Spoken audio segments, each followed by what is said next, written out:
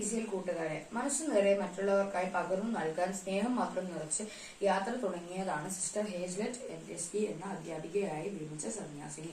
എന്നാൽ ഡ്രൈവർ സ്വിച്ചിട്ട് അടയ്ക്കേണ്ട ബസ്സിൽ ഓട്ടോമാറ്റിക് വാതിൽ അടയ്ക്കാതെ വേഗത്തിൽ മുന്നോട്ട് പോയ ബസ്സിൽ നിന്ന് സിസ്റ്റർ റോഡിലേക്ക് തെറിച്ചു വീണ് ഗുരുതര പരിക്കുകളെ അതിജീവിക്കാനാകാതെ നമ്മോട് വിട പറഞ്ഞു.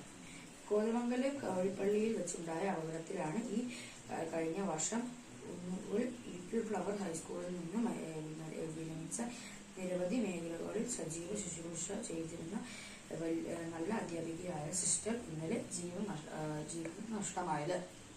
കാഞ്ഞിരപ്പള്ളി സെന്റ് മേരീസ് ഗേൾസ് ഹൈസ്കൂളിൽ അധ്യാപികയായി സമൂഹത്തിന്റെ പ്രസരിപ്പായിരുന്ന ഏവർക്കും പ്രിയങ്കരിയായ സ്വപ്ന രാജേഷ് ടീച്ചർ, 10 സിയുടെ ക്ലാസ് ടീച്ചറും സ്റ്റാഫ് സെക്രട്ടറിയും അധ്യാപകരുടെയും വിദ്യാർത്ഥികളുടെയും മാനേജ്മെന്റിന്റെയും അഭിമാനമായും ആഹ്ലാദവുമായിരുന്ന സ്വപ്ന ടീച്ചർ ഇന്നലെ നന്നായി പഠിപ്പിച്ച് എല്ലാവരെയും സന്തോഷിപ്പിച്ച് വീട്ടിലേക്ക് പോയതാണ്.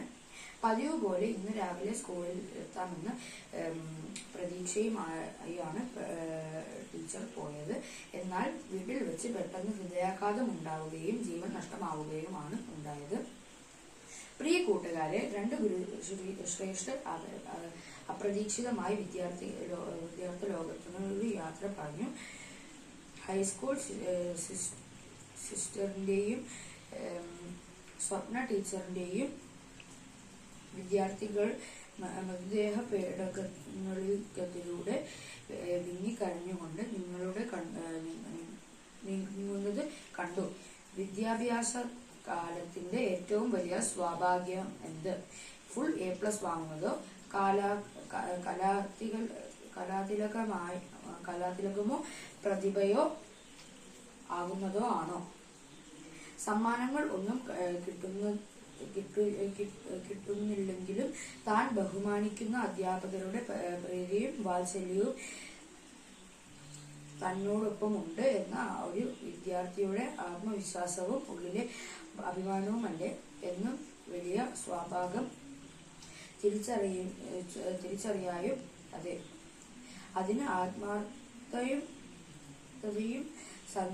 സത്യസന്ധതയും ഉണ്ടായാൽ മതി. അധ്യാപകരോട് എത്രമാത്രം അടുപ്പമാകാം? അമ്മയോളം അച്ഛനോളം എന്ന് ഉത്തരമുള്ളൂ.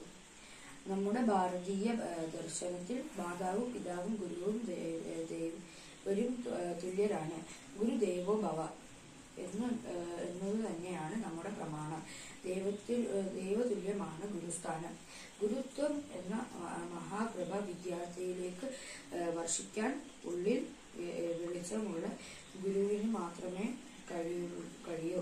അതിന് നമ്മളുടെ എല്ലാ അധ്യാപകരെയും നമുക്ക് അങ്ങേയറ്റം ആദരിക്കാൻ ഒട്ടും ബാക്കി വയ്ക്കരുത്. അവരെ അമ്മയെപ്പോലെയും സ്നേഹിക്കണം. സ്നേഹം ഒട്ടും കുറച്ച് കുറയാൻ സമ്മതിക്കരുത്. അവരോട് ഹൃദയം തുറന്ന് സംസാരിക്കാം. മറ്റൊരവസരത്തിലേക്ക് മാറ്റിവെക്കരുത്. പിന്നീട് അവസരം കിട്ടിയെന്ന് വരില്ല. സ്വപ്ന ടീച്ചറോടും ഹേസ്ലെറ്റ് സിസ്റ്ററിനോടും പിന്നീട് പറയാൻ അവരുടെ പല വിദ്യാർത്ഥികളിലും മാറ്റിവെച്ചത് അവരുടെ ഉള്ളിൽ ബാക്കി ആകുകയാണ്. നമുക്ക് ഇന്നു